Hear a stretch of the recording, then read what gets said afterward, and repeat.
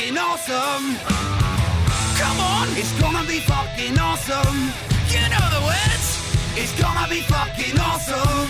That's it, see. It's gonna be fucking awesome. Yeah! Yo, yo, yo, everybody. It's Jesse Blaze Snider, the coolest geek alive. How you doing out there?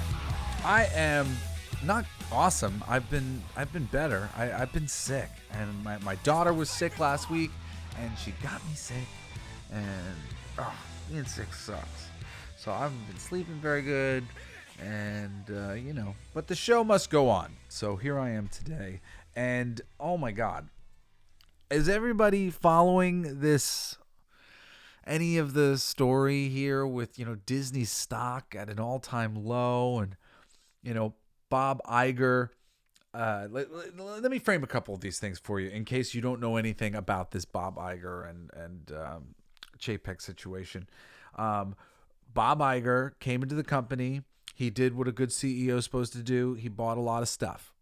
And, he bought PIXAR, he bought Marvel, he bought Star Wars. They had already bought the MUPPETS. And now he's destroyed everything. Yeah, he's destroyed everything. It's pretty good. It's pretty good right now, the feeling of seeing all of the mainstream news outlets finally embracing the fact that Bob Iger, no, he has not done a good job. I got into an argument with my friend the other day who's a big Bob Iger fan, and I think sometimes we get blinded by ideology and politics kind of thing. If we perceive somebody to be on our side, we don't necessarily evaluate what they're doing the same way, because we might try the same things. But you have to be mindful of your audience, and Disney is a family brand first and foremost.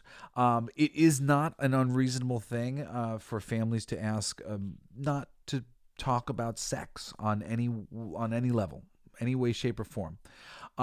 So they've been playing this little deer in the headlights thing with, I don't care. It's not a big deal in my household, but they're eroding the fan base that they have as a company.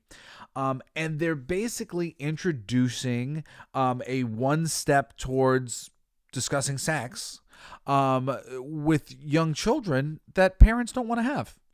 We want to have those conversations as late as humanly possible. I mean, when it makes sense, we don't want our children to be stunted in their growth or anything, but in general, we're trying to mold them as people before they start, if they're boys, all of a sudden, hormones kick in and they are lost forever to the sea of the hormones.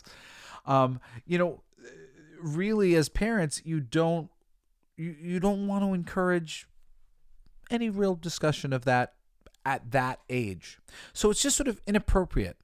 It'd be one thing if they were a company that was making more adult-oriented content, and all their adult-oriented content had as much sexual preference inclusion as humanly possible. But that's not what's happening. This is a family thing, and all of a sudden we're talking about sexual orientation and all the specifics of stuff. Generally speaking, I think I've said before, I'm somewhere on that silly spectrum of the LGBT. There's just so many. It's just don't we all think it's silly? It's gotten silly. It should be taken very seriously, as a simple thing of everybody should respect people's preferences, period. But it doesn't have to become this circus of everybody, just billboarding their individual proclivities that make them unique in that way. That's a private thing. I don't like everything in my life to be about sex. I don't know if that's just me. I suspect it's a lot of people. This is something that was a problem for Bob Chapek. So Disney's been playing a really dangerous game, and there's money that plays into this. And when I say Disney, it's Bob Iger, the one who's been running the ship. For a few years, we had Bob Chapek, who came in to take over.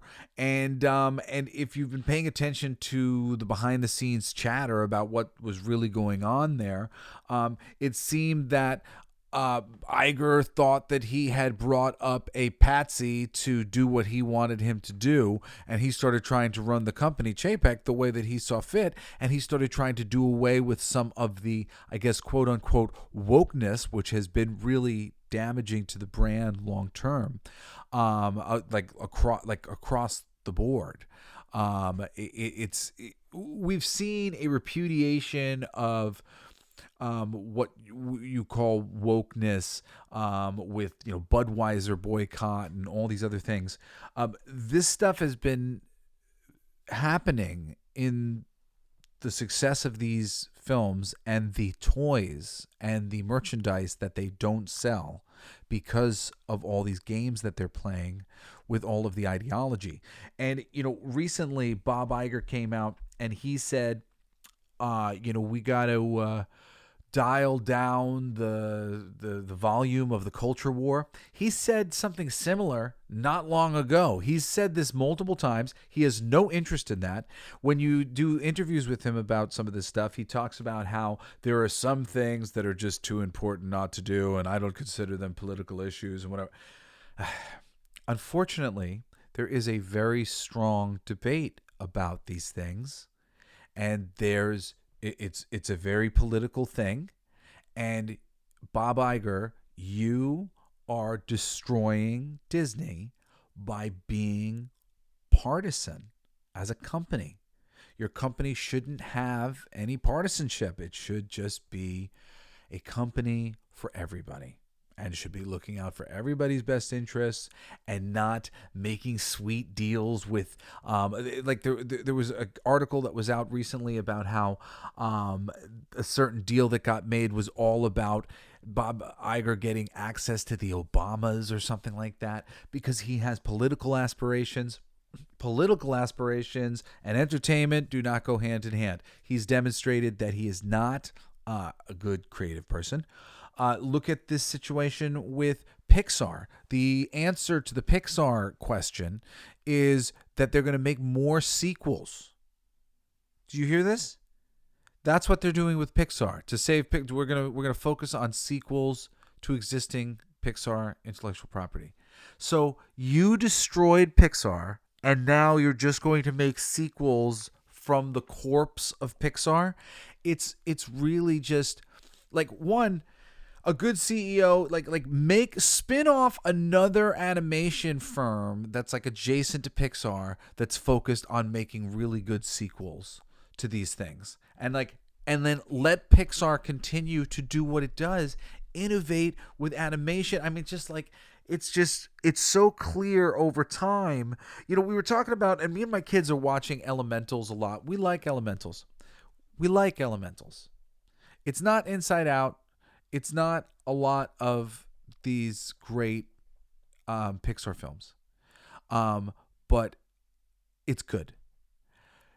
The original, I'd rather have its good original stuff, period, but the originality of Pixar has been lost. I mean, granted, it got lost by them getting rid of John Lasseter ages ago. If you don't know who John Lasseter is, he built Pixar from the ground up, along with Steve Jobs' involvement and various other important people there.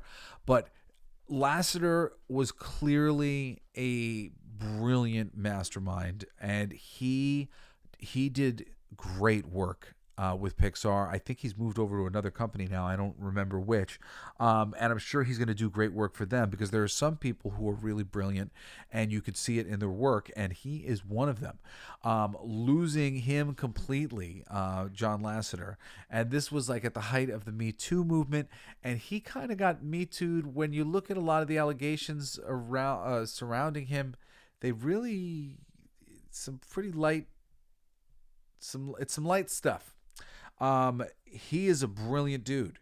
And that's the end. Like you need to replace him. And I don't understand. I don't know if maybe Disney is pissed off Brad Bird or Andrew Stanton because John Carter and what was the movie? Oh, Tomorrowland. Both got kind of like.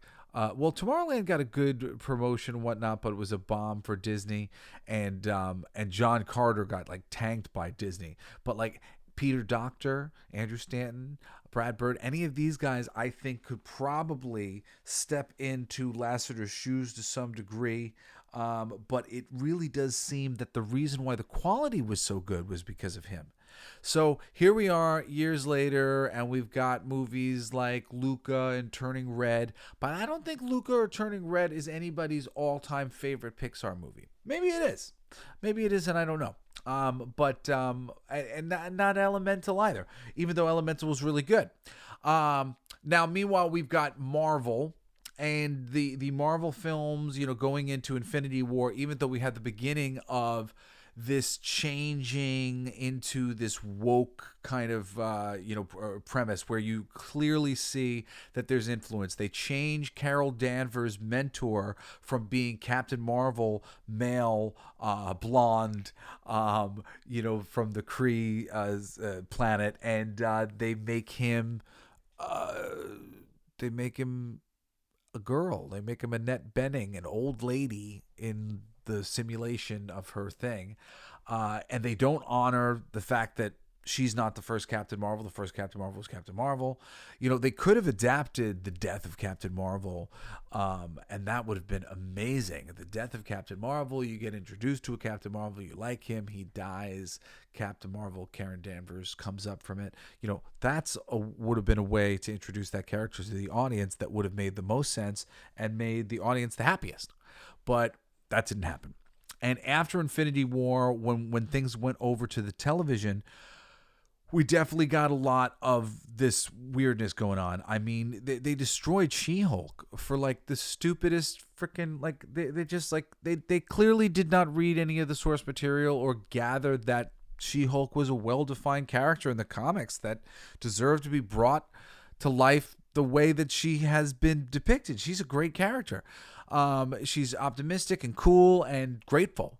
And the one that they put forth in that television show is ungrateful and aggravating. And, they couldn't have her get saved by Bruce Banner because, these are the consistent patterns that you see within these things. In the Loki TV show, he gets kicked in the nuts like 1,000 times. I mean, literally, not like 1,000 times, and I'm making an exaggeration about multiple times throughout the series he gets hit in the nuts. No, there's literally a scene where he's put into a reoccurring reality where Sif shows up, kicks him in the nuts, and walks away.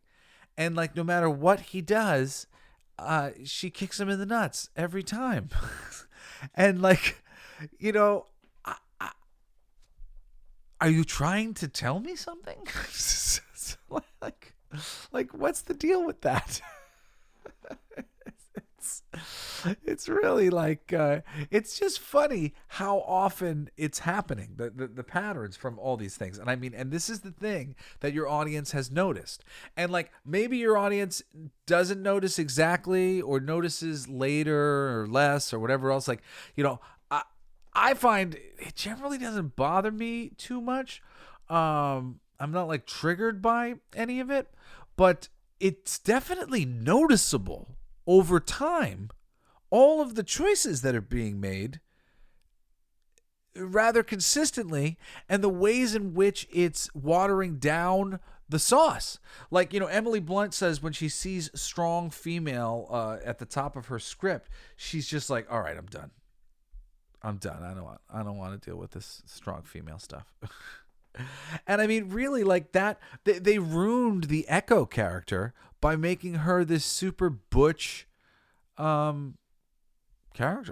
Yeah, like Echo was soft and cool, and like I said in the David Mack art. I remember her being at a piano and playing the piano, listening to the music, and she was always in like almost Spider-Man-esque, but like female Spider-Man poses, just like where she was just very sort of subtle and gentle. And that was what made her character compelling, because she was mute and she was soft and gentle. And they made her just butch. Like, why? There's plenty of other characters who are all butch. Like why does this one have to be too? All of these things, this consistent pattern of sort of weirdness with how you're treating the men and how you're upgrading the women in ways that are just not helping the cause. That's it. Not helping the cause. Women are great. Men are great. We're all great. For me, I have a spiritual perspective on these things, because I've come to understand that reincarnation is a real thing. I've read some interesting books. There's a book called Many Lives, Many Masters. Highly recommend it. Made my whole family like believers, because it was just like, whoa. And it's something that you can go dig into. Very, very cool. But that notion of reincarnation means that you're going to be a girl and you're going to be a boy and you're going to be black and you're going to be white and you're going to be Asian and you're going to be everything. So, let's just get over it. And like, you're going to be all the animals and you're going to be the trees and like, we're going to be everything. Our energy will be recycled into more things. Perpetually, the energy will go around. Clearly, there's no need to really make this so terrible. And the science fiction fantasy community, we're generally the people who have been deprived of women the most. Because we haven't necessarily been pursuing women as our sole pursuit, which is what most of the asshole guys in the universe do. They pursue women. So we have an appreciation for women because we admire them from afar, because we're a little shy, because we're reading our comic books and doing our creative things. But the way they've been doing this has really been just silly. I remember Reginald Hudlin did a run on Black Panther comic books. He wrote many issues of the book. I love Black Panther. Black Panther is one of my favorite characters of all time, like on my top 5 list. I don't. When people ask me like, who's your favorite, it's so hard for me to decide. Deadpool, Hulk, Black Panther, She-Hulk. There's a few. Juggernaut. The run that Reggie Hudlin did on Black Panther could best be described as him repeatedly telling the audience how cool Black Panther was. Like, it was almost as if he was like grabbing me by the shoulder going, Black Panther is cool. And there's just, one problem with that. Like, I'm reading Black Panther. Clearly, I think Black Panther's cool. And it was just such a weird thing. He had all these different characters. Luke Cage came and like totally broke his character by just like being like, oh my God, I'm hanging out with the Black Panther. This is so cool. Like, it was just so like, tell me how cool he is instead of showing me how cool he is. Because yeah, the Black Panther is cool. I think of Black Panther as Marvel's Batman.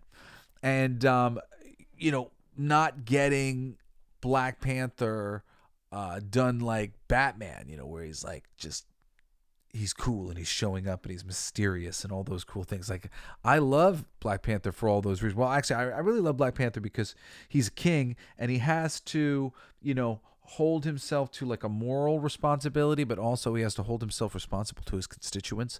And I think that's really an interesting moral conundrum. I like that about the character. So for really pushing females in the wrong way in the Marvel Universe, I think they really just did themselves a great disservice. It is a boys brand. It's a macho brand, to some degree. It's a masculine brand, bringing all of this it's not really, you didn't really bring any feminine energy to it. You just sort of shoehorned in a lot of women and made them out masculine the other masculines and emasculated your men. And that was really what's happened, with the Marvel Universe. I think the emasculation of the Marvel Universe has been the biggest problem. And all of these things have been signed off on by Mr. Iger and his ESG score money. And ESG, if you don't understand, it's like some money that you can get if you are doing things in a way that the money would like you to, as far as society is going. And it's major in like total inclusion, perfect equal inclusion across the board of everything. I don't know about you guys, but like I just always like a natural thing, I mean, like I don't want all the black guys taken out of the NBA so that it can be inclusion NBA. I want the best basketball players to play. I want the best football players. I want the best comic book writers. I want the best filmmakers. Don't we want the best and not just this forced inclusion thing? I so hate when the government just gets involved in things and like this ESG money, the way it gets implemented. There are ways to do this. Unfortunately, there's not a lot of John Lasseters in the world.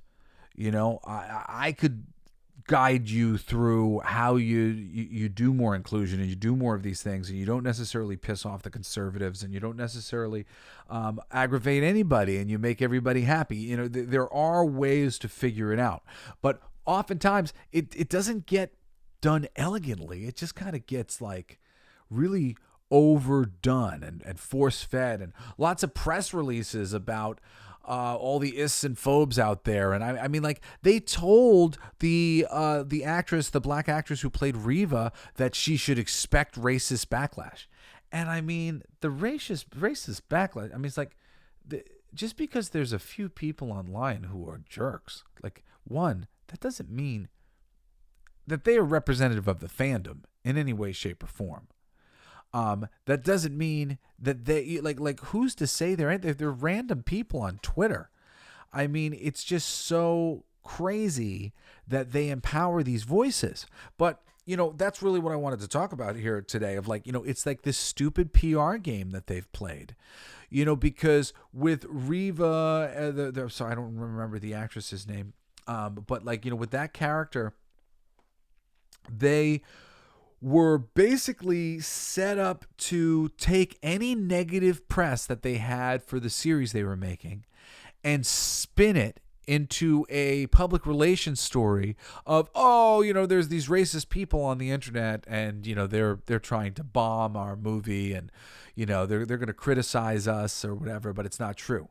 This is a losing strategy. The people who make the industry, the people who make the world go round in comics and in toys and in merchandising, we keep up on things because we love this world. We love this industry. So we understand what's going on.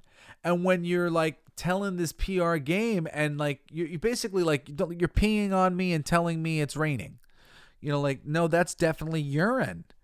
You're not doing the thing. I can see the fans are not liking this new material that you're putting out. They're buying less pins, and they're buying less action figures, and they're going to the parks less. Like, one of the big things that Bob Iger has been responsible for throughout his run over here has been like really great numbers and profit and whatnot for the parks. Have you been to the parks? There's a reason why there's great profit for the parks. It's like, everything is paid for. Like everything is extra money and very expensive. And the tickets for the park, to get into the park, and I mean the way that they've treated, annual pass holders and push people out in Disneyland and various things, they've really been poor public relations on that front. They were making good money, but now apparently even that, like, they're starting to screw the pooch there, because they did all this Star Wars stuff, and they made it all the new Star Wars, and people weren't digging the new Star Wars. And there's another one. You brought in Kathleen Kennedy, and I mean, I guess this is the thing. Like, he's not a creative person, so he lets the creative people do what they do. And then he's just like, what the hell are you doing? A little bit afterwards, he's like, oh my God, Kathy Kennedy, what are you doing? What are you doing? You've spent how much on Indiana Jones? Oh my goodness. What are you doing? I mean, Star Wars, Indiana Jones, Willow. They tax wrote off Willow. They made it, and for those of you who don't know, there was a TV series that they did that was on Disney Plus, and they pulled it down from Disney Plus and wrote it off as a tax write-off. That's how badly it did. The signs have been there. The nose of the plane leaning down. People, like nerd pundits have been calling this stuff out, and the mainstream has had all of their noisiest people who like to talk about comic books and geek culture stuff, but don't actually buy them. But don't actually read these things, don't actually enjoy the stuff, or are just, maybe they do, but they don't care because the money is green. But it's so sad to me. It's so sad to me that all of these brands that I love, I mean, like, I love Disney. And they've, like, what do they do now that defines Disney? Disney remakes their animated classics into live action remakes that are usually, like, sort of bizarre. Like, I tend to feel like most of them that I've seen, and I've been honestly avoiding them, but they just seem like somebody puppeteering a corpse, like a Weekend at Bernie style. It's like, hey, look, it's me, Pinocchio. Hey, Pinocchio, it's Pinocchio's corpse. Put that down, Disney. Stop it. You're defiling his corpse. They're defiling the corpse of greatness. It's one thing if you can get a great creative team or get the right. It's all about creative people, guys. Like, you don't just willy-nilly green light an arbitrary, like, let's just remake all the, like you need to get the right team. A team of people who are going to adapt these things, over and over and over, and they're bringing the right things to the table. And, and if they succeed, great. If they don't succeed, maybe you rejigger, you get some new people, whatever it might be. But, like, you work until you get the right team of creative people, as opposed to Disney seems to think, oh, just snap the name Jungle Book on it, and cool. Everybody will go check it out. Just snap. It's a branded name. Everybody knows it. We're going to go see. But clearly that idea is losing momentum. It's losing momentum for that stuff. The Star Wars universe, I mean, is straight up burnt to a cinder.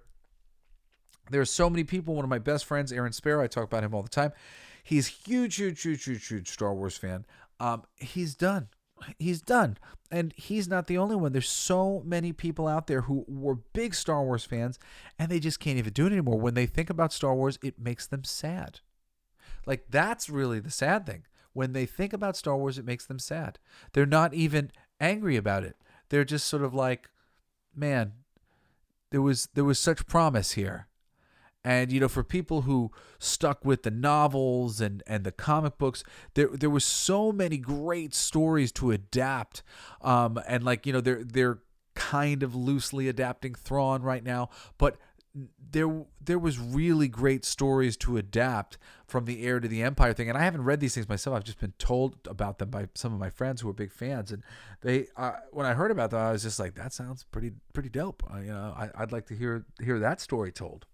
And I wonder what George Lucas's plan for the trilogy was that Iger and Miss Kennedy scrapped. They've done the Muppets finally some justice a little bit with this Electric Mayhem show. I've been enjoying it. I still haven't watched the whole thing yet. But it's great. If you're a Muppets fan, go watch the Electric Mayhem. But he put everything, as everybody else did, into the streaming wars.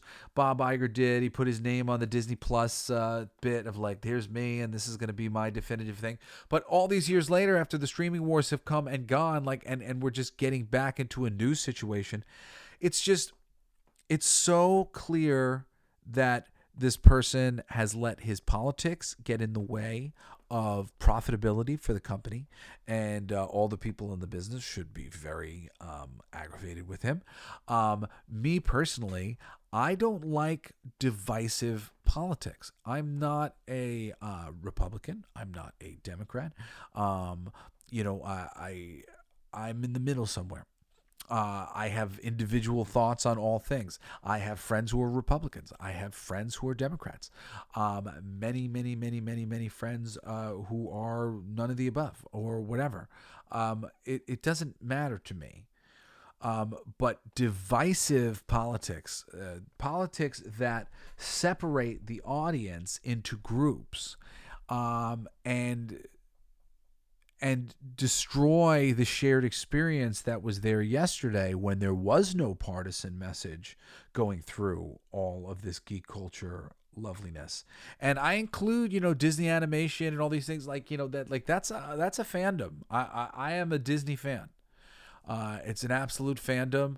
And there's so many fandoms within it. I mean, I'm a huge Darkwing Duck fanboy. Yeah, I love that. I love the Rescue Rangers. And even the newer ones. I love cartoons, and I love the characters of Chip and Dale. From back in the day and the earlier cartoons that were made, and Mickey and Goofy. I love all those old Goofy cartoons. I'm a huge Disney fan, and I'm a Disney kind of history buff and historian. I love Walt and his vision for the future. He was a real inspiration. He was the whole reason why Disney is Disney was because of him, of Walt Disney and his vision. He was a visionary. He was looking towards the future. I know a lot of things have tried to come out recently and paint him as some sort of closet racist or whatever else, but at the end of the day, that man talked about a brighter tomorrow all the time. I mean, you go to Disneyland, and what are the many lands? Tomorrowland. Go to Tomorrowland. That dude was a future thinker, a futurist. I love Walt Disney. I always will, and I really look up to him immensely. I was very happy with Bob Iger when he first bought these brands. I thought that was wise to get Marvel. I was a little nervous that the Star Wars brand would overshadow the Marvel stuff, and I didn't feel like he needed the Star Wars if he had Marvel.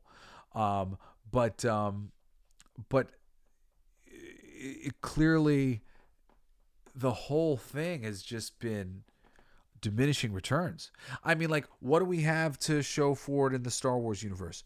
We've got the Andor series, which nobody watched, which was really good.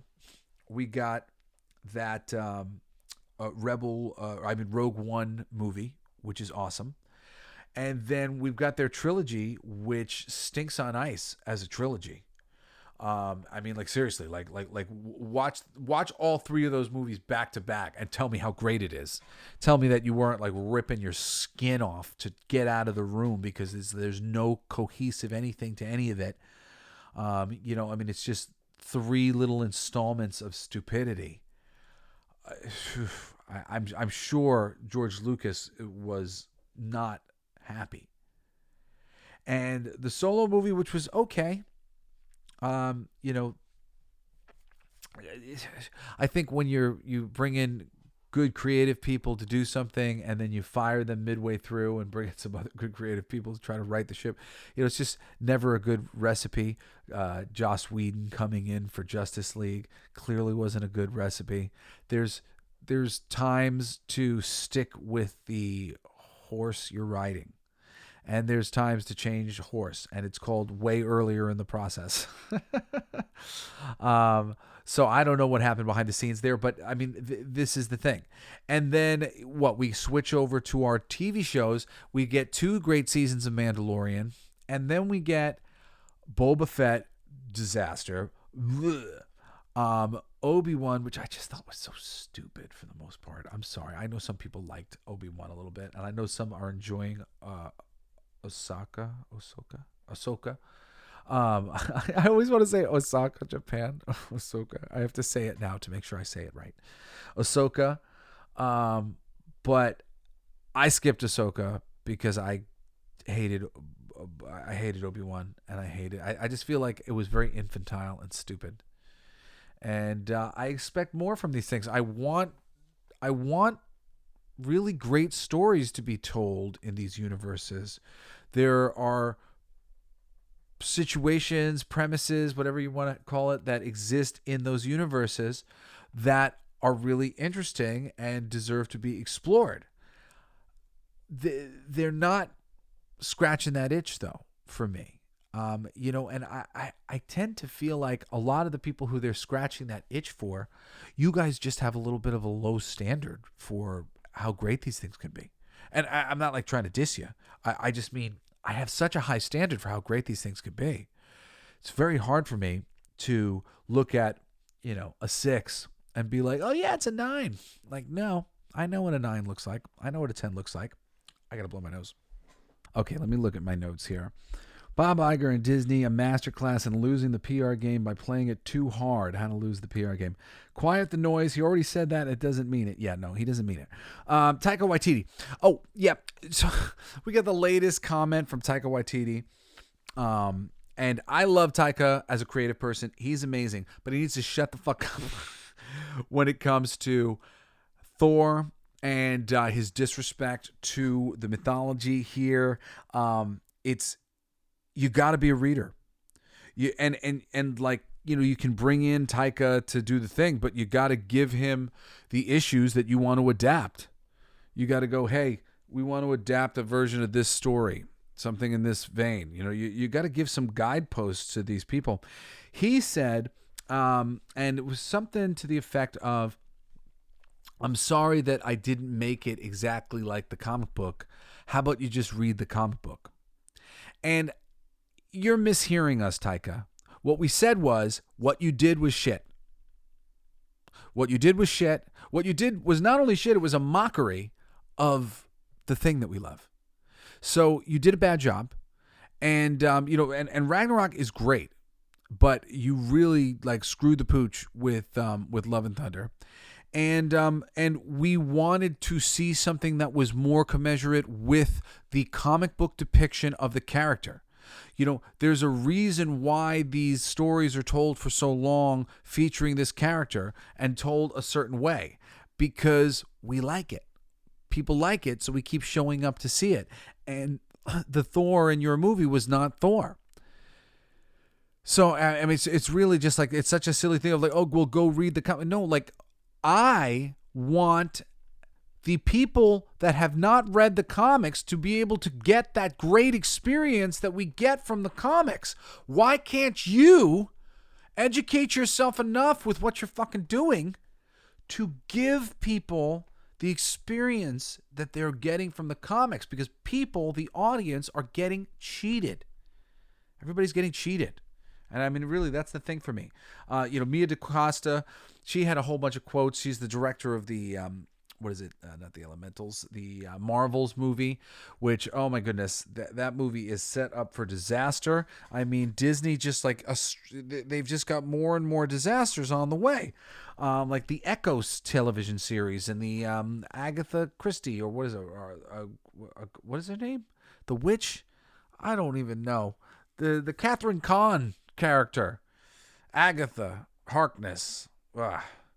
Yeah, no. Well, Mia DaCosta, she was basically the whole thing just made it all seem so petty and silly. And she's running around backstage and she's pitching him on stories and stuff, and I'm pitching him on some things, and he's pitching, and she's clearly not a comic reader. So what's she pitching them on? She's pitching him on things that she'd like to do with the character personally. These are supposed to be adaptations of the things we love. Not, hey, Director's Playground, starring whoever the hell wants to make superhero movies. No, of course, if you ask who wants to get this job directing this superhero movie, everybody's going to raise their hand. That doesn't mean you hire everybody. You hire the right people to come do this stuff. And I mean, it just really perpetually, I just feel like they're not hiring the right people. And Mia DaCosta does not sound like she is going to be any different. She seemed to think that her new movie is quite different in how silly it is. But I think we've been getting plenty of silly in all of the Marvel Universe offerings to date.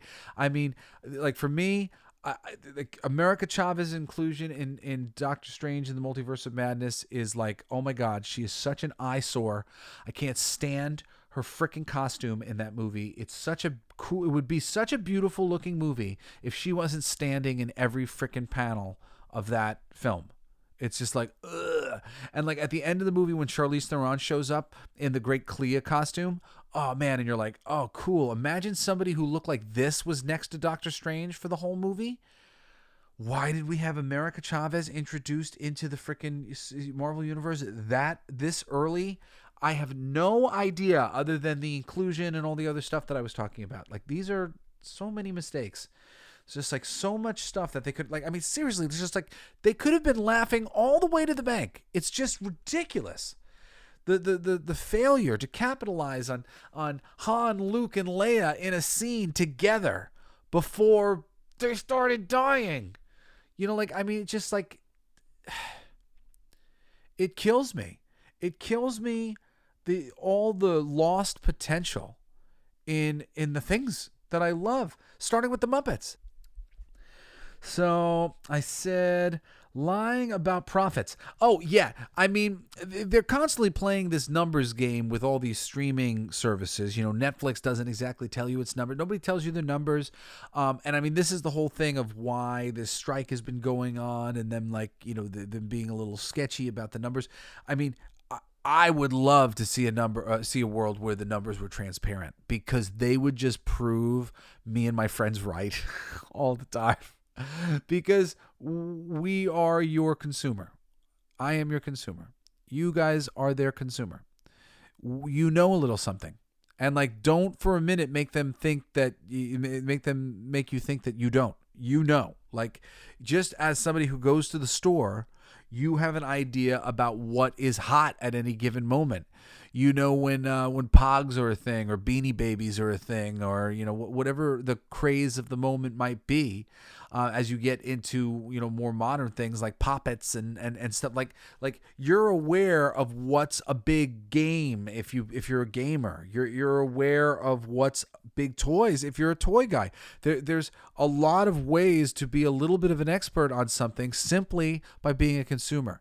So don't sell yourself short out there when all the PR is trying to tell you an opposite of what you know to be true based on what you're seeing in the stores around you. Ahsoka, most recent Samba was right. Oh, like they keep playing this ratings game with they'll have all these PR ways of kind of looking at some of their ratings, and they'll say things in interesting ways to try to make it look like it's better than it is when the ratings aren't good. Like, case in point, right now, Ahsoka's, the ratings are not very good. A lot of people like me have bailed out because of the previous things that they didn't enjoy. And now here you are. And they were saying that, like, you know, the numbers were such and such, and then Samba's TV numbers were purported to be right, which were less than what they were saying. So it's this PR game that they're playing. They have a lot of money, Disney, so they can put a little bit of money. They own all the access media. They own the access media. They've got Marvel, they've got Star Wars, all these things. So they own these people. Everybody wants access to these films. So they basically control the news narrative for all these things, and they have the money to get, and power to put things into the trade magazines and all this stuff. And I mean, you know, I follow different trade magazine stuff and different games that are being played by CEOs and stuff, and pissing contests that are going on. And Bob Iger definitely is involved in some of that stuff, as you see what happened with Bob Chapek. If you get a little deeper into some of the things that went on there, clearly there was a little bit of weirdness. I mean, Bob Chapek was fired like late at night while he was at an Elton John concert over the weekend. You know, so like weird kind of behaviors. I don't know if it was over the weekend even, but maybe it was. I'm not sure. I didn't write notes about that before. So let's see. So spend less, make less with Marvel. They're going to make less films, and they're going to spend less on them. Well, spending less on the Marvel movies is a great idea. Focusing more on quality of the Marvel stuff is also a great idea. But they've super eroded the interest in their stuff. They're going to have to deliver something awesome to get the audience back. And I think that's just absolutely the truth. Focus on sequels with Pixar. Again, I think this is the most ridiculous thing ever. I think you get John Lasseter back, or you upgrade one of the wonderful creative people who are responsible for some of the greatness at Pixar, like your Peter Doctors or Andrew Stantons, and you maybe make a studio within Pixar that's focused on making sequels, and do like a good sequel at a time, and keep focused on Pixar being Pixar. This is basically an admission of Pixar being lost, and you spent all that money on just the IP that it had already generated. And I don't know if you're as right as you think you are about how evergreen it's going to be, just remaking Toy Story films forever. Maybe. I mean, I actually really did enjoy the fourth one. Okay, but definitely, like, I thought 3 was a really good ending. So I mean, I was kind of happy to end with 3, but I did enjoy 4. We'll see how this sequel strategy plays off. But in general, I'm not excited about it, and I would rather see Pixar continue to be the studio that it has always been. And what is Disney Animation Studio doing anyway? Where's the next, princess film or whatever else? I mean, you guys brought Fox a while ago, and there were so many things that you could have done to really make that a big deal. Like Anastasia is an animated film, a classic with Meg Ryan in it, and it's an awesome one that you now own through Fox. Like, why not re-release it into theaters and clean the animation and do a little thing and say we introduced Anastasia to the princess, the Disney Princess Library? Like, that would have been really dope. There were so many things that could have been done. I mean, they have the Aliens and Predator now. And granted, just like, I think Disney doesn't know what to do with some of these Fox things, because it's like, we've got the Aliens and Predator now. What are we supposed to do? They were given to Marvel. Marvel Comics has been publishing some Alien and Predator stuff, and I mean, I think having some real fun with it. Aliens and Predator in the comics are just always super, super fun crossovers with various superheroes and whatnot. So it is kind of cool to see that as a possibility of them getting into the Marvel or the DC universe. Let's see. Problems in Florida, staying in politics. Oh, that's the other thing. That whole, the thing that they kept calling the Don't Say Gay bill, which is not really fair to the bill. It was a parental rights bill. And I mean, this is the whole thing that I'm talking about to begin with. It was a whole thing about second grade or whatever, just not introducing sex, a conversation about sex into the thing. And I don't want to get into an argument about some people's partisan bit, but I looked into it at the time, and it was much different than they were presenting it as. And I believe in parents' rights to say, no, can you please keep sex out of the classroom until my kids are like teenagers or something, which is appropriate. So Disney got right in the middle of all of this parental rights bill thing, and I'm only talking about this because I'm saying it's not black and white. It's not something that is not partisan. It is a partisan issue. It is up for debate, and it's not just fringe people. I'm a parent, and I think no. I don't understand why we're having such early conversations about sex. Like, it makes me nervous. Like, it makes me nervous. Like why are we grooming children for sex? We are. Why are we doing that? I don't think that's a good idea. No. Let's wait to introduce ideas of that of any variety until later. That's what we do in our home. It doesn't matter if it's straight sex or gay sex or what. I don't care what kind of sex it is. We introduce that later to our children when they're becoming like teenagers and stuff. That's when that conversation gets brought up, not super, super early. So this is a very partisan conversation here, because I'm a leaning Democrat, but I'm not a Democrat. I'm in the center, but people would say I have a Republican standpoint here on this thing this is what I'm saying. It's not so black and white. They keep trying to demonize the fandom. Oh, there's racists who are attacking people for not liking Star Wars. Like, they don't like the Star Wars. There's not racism. Like, they keep trying to PR all this stuff into making it about how evil and mean the fans are. The fans aren't evil or mean. The fans don't like what you've been doing.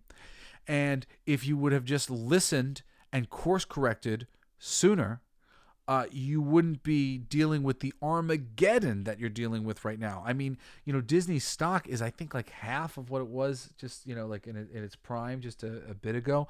I mean, it's been dropping significantly for a long time now. It's so funny. They put out a PR statement about Elemental, and I mean, this is like part of what inspired this losing the PR game. Elemental, 17th highest grossing Pixar film of all time. It's the 17th highest grossing, guys. See? It's not a bomb. It's actually the 17th highest grossing. 17th. There we go. Thank God for small successes. Pixar sequel studio, add Anastasia. Family stuff, no sex. Chapek making him look bad. Iger set him up on the Scarlett Johansson lawsuit. Yeah, there's reason to believe the whole way in which that Scarlett Johansson lawsuit went down. That was a bit strange. And I remember people talking about it at the time, how rare that was, that like it would be this PR thing. Usually all these things are handled behind closed doors. Nobody wants the PR thing. And, recently in some of the things that I follow, the underground, news says that actually that was Iger orchestrating things with his friends in Hollywood to make Chapek look bad. So he's been playing all these politic things, and like he's come in to save the company from what Chapek did. Chapek didn't do anything. Chapek was trying to right the ship. He'd only been around for 2 years. He inherited a mess from you. He inherited a failure from you that you weren't acknowledging. You didn't acknowledge that you were failing. You were, PR game, big PR. We all knew you were failing. All the fans knew. We were like, you are in for it, man. And here we are a few years later as you come back to right the ship that Chapek, like, you've made him your fall guy. But, like, you're not fooling anybody. This whole thing, I mean, like, it's just, this is a PR disaster. Your public relations for you as a Democratic political candidate in the future, I mean, maybe you'll still make them happy, but you've demonstrated that you're inept. You weren't able to actually handle everything, and you're not a good political candidate as far as I'm concerned, because you're partisan. You're somebody who's divisive, and you're willing to push the buttons of the people because you think that you're right and self-righteous or whatever. Like, that's not good. This isn't good leadership. This isn't a good CEO for Disney. Holy crap. I mean, like, would anybody have ever called Disney a I don't know, a tool of evil? It's a wholesome and good company. Like, we couldn't have just kept that in the world. There's plenty of places where, sexual inclusion can come from besides films directed specifically at children. It's silly to me to push this hard. And I mean, if we're talking about some of the strongest of this that we've got, it's like Strange Worlds maybe. And it didn't bother me at all. Doesn't bother me at all, for like my kids to see that to some degree. But it's more about that this is a bit of a hot button topic, and you've gotten yourself into the fire for the hot button topic instead of just being positive in various ways. You're actually becoming divisive, and you don't want to be divisive. You want to be a source of relief for everybody in all of these matters. And I really, like, it's just the truth. Well, I don't know. I really think that Bob Iger has just done himself in from just years of believing his own hype. And, and I think he's right about getting out of the way and letting creative people do the thing. But what he's learned is most of the people in Hollywood who rise to the top are not creative geniuses. They are politickers. The really great creative people, they tend to be a little bit shyer and a little bit more doing their creative thing. And they're not fighting for that power position. You have to find those people who won't fight for that power position and give them the power position because you see the merit and the creativity that they're offering. There are so many wonderful people, that they could have brought up and be pushing up, at these companies to bring them the material that they could have from the Disney brands. But honestly, I am very nervous for the future of Disney. Well, you know what? I shouldn't say I'm nervous, because I'm sure it'll all shake out in one way or another. And maybe it'll shake out in a wonderful way. Like maybe the Jim Henson Company will buy back the Muppets. Or maybe, some other company will buy the Muppets, and they'll hire the right people to handle that stuff and produce some new stuff. There's just so many things that can be done with all of this intellectual property, and Disney is not doing it. Anyway, you can follow me on Twitter. I am Coolest Geek JBS, and you can email me. I am jessyblaze at jessysnider.com. If you haven't been listening to the Saturday episodes that I put out, I've done some really cool things. These past 2 Saturdays, I did reading for Batman. I might do reading for Superman this week. I'm not sure. But I've done, if you want to get into Batman comics, all the best Batman stories to read, go check it out. It's really great. I did a 2-parter, but really the first part, that'll keep you going for years. So go find that and, check out more episodes of the Coolest Geek Alive podcast. I love you guys. Thank you for listening. Thank you for helping us continue to grow. Sorry if my energy was a little, because I'm a little sick this week or whatever. But please join me again this Saturday and next Wednesday for another fabulous episode of the Coolest Geek Alive. It's my favorite part.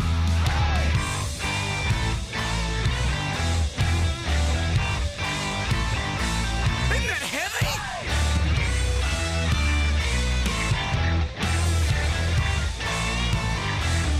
I'll play that. It's gonna be fucking awesome. Coolest alive. It's gonna be fucking awesome. Stay with your tribe. It's gonna be fucking awesome. Revenge of the Geeks. It's gonna be fucking awesome. Week after weeks. It's gonna be fucking awesome. Laughing with you. It's gonna be fucking awesome. And crying sometimes too. It's gonna be fucking awesome. Spelling it out. It's gonna be fucking awesome. Making you shout. You've been listening to Coolest Geek Alive with me, your host, Jesse Blaze Snider. Don't forget to rate, comment, and subscribe for more excellent geek culture content. Thanks for listening.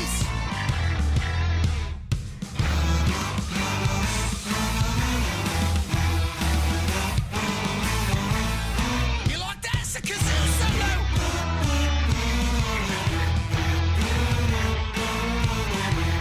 I played that too. It's gonna be fucking awesome. Talking some shit.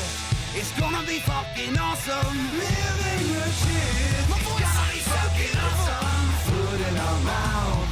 It's gonna be fucking awesome. Get in the mouth. It's gonna be fucking awesome. Tell all your friends.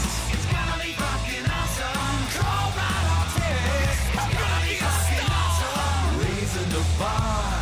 It's gonna be fucking awesome. Straight to the stars. It's gonna be fucking awesome. It's starting soon. Straight to the top. Awesome. Passing the moon. It's gonna be fucking awesome. On with the show. It's gonna be fucking awesome. Ready, set, go. It's gonna be fucking awesome. Fucking awesome. It's gonna be fucking awesome. Just wait. You'll see. You'll all see. The podcast playground.